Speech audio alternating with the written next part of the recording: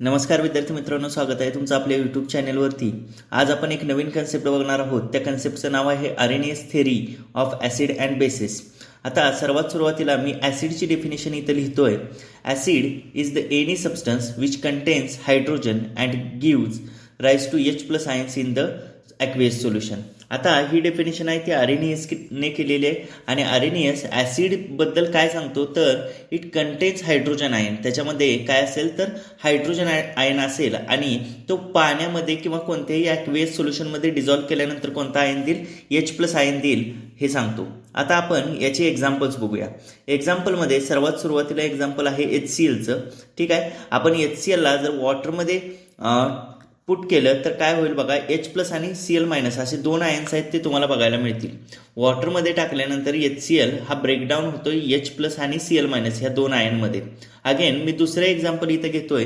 दुसरं एक्झाम्पल आहे ते ॲसिटिक ॲसिडचं CH3COOH. ठीक आहे, अगेन आरएनएस ॲसिड काय करतं, आपल्याला H+ आयन देतं.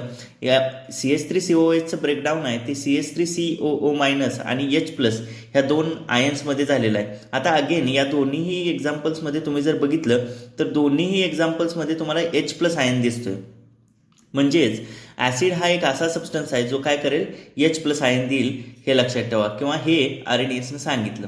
आता आरएनएसनं H+ आयनला फक्त वॉटरमध्ये बेअर आयन म्हणजे एकटा आयन म्हणून कन्सिडर केलं. त्या बाबतीतलं एक स्टेटमेंट मी लिहितोय.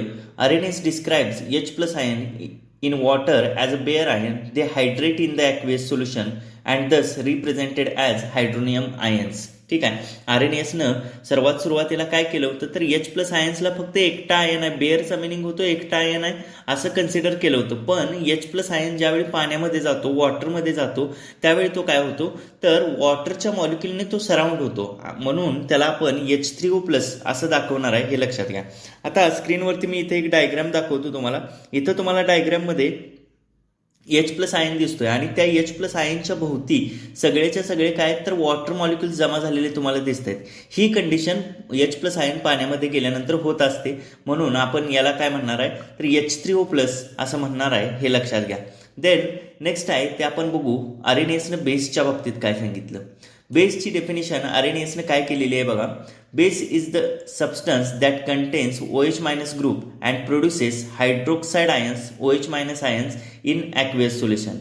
बेस हा एक असा सबस्टन्स असतो ज्याच्याकडे काय OH- आयन आहे आणि तो काय करतो प्रोड्यूस तर अगेन पाण्यामध्ये टाकल्यानंतर तो OH- आयन देतो. आता जर याचं एक्झाम्पल आपण बघितलं तर पहिलं एक्झाम्पल आहे ते बघू आपण NaOHचं. NaOH आहे, आपण वॉटरमध्ये टाकल्यानंतर दोन आयन दिलेत Na+ आणि OH-. NaOH कसा ब्रेक होणार आहे तर Na+ आणि OH- मध्ये. इथं अगेन तुम्हाला OH- आयन दिसतोय. अगेन मी दुसरं एक्झाम्पल घेतो NH4OHचं, ज्याच्यामध्ये अगेन NH4OHला आपण वॉटरमध्ये टाकल्यानंतर काय होतंय NH4+ आणि OH- असे दोन आयन तयार होत आहेत. ठीक आहे, म्हणजे इथं दोन्ही एक्झाम्पलमध्ये तुम्हाला OH- आयन आहे तो प्रामुख्याने दिसून येतोय आणि तो OH- आयन देणाऱ्या सबस्टन्सला आरएनएस काय म्हणतोय तर बेस असं म्हणतोय हे लक्षात घ्या.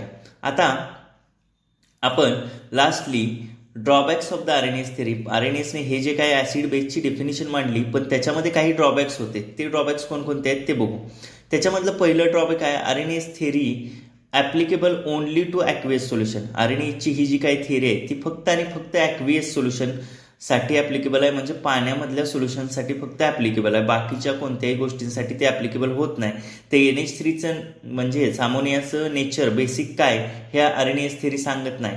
ठीक आहे, तर तेच आपण काय करू दुसरा ड्रॉबॅक लिहू की it does not account for the basicity of NH3 and Na2CO3 which do not have OH- group.